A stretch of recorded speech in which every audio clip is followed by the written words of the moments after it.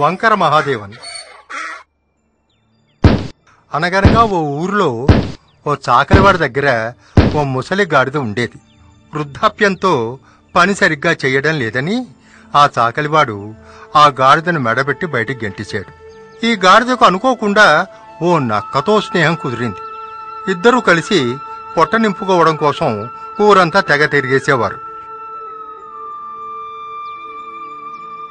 ఒకరోజు అకస్మాత్తుగా వారికి ఓ దోసకాయ తోట కనిపించింది.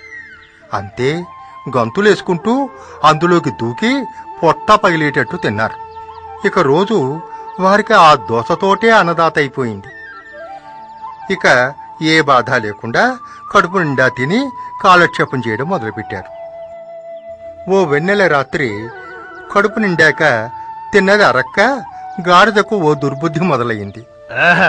ఈ వెన్నెల రాత్రిని చూస్తూ ఉంటే నా గొంతులో రాగాలు పరిగెడుతున్నాయి. వద్దు, అంత పని చేయకు.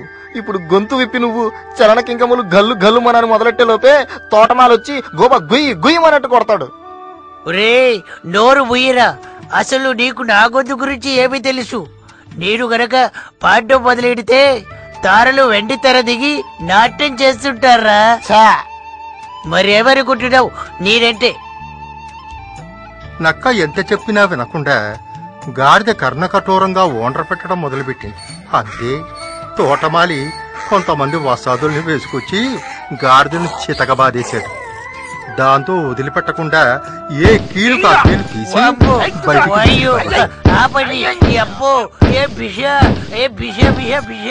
నక్క పరిగెత్తుకుంటూ వచ్చి, ఏమిటి వంకర మహాదేవన్, ఇప్పుడు అర్థమైందా? దక్కిందే నారాయణ అనుకుంటూ తృప్తి పడకపోతే డొక్కలు ఇరుగుతాయని.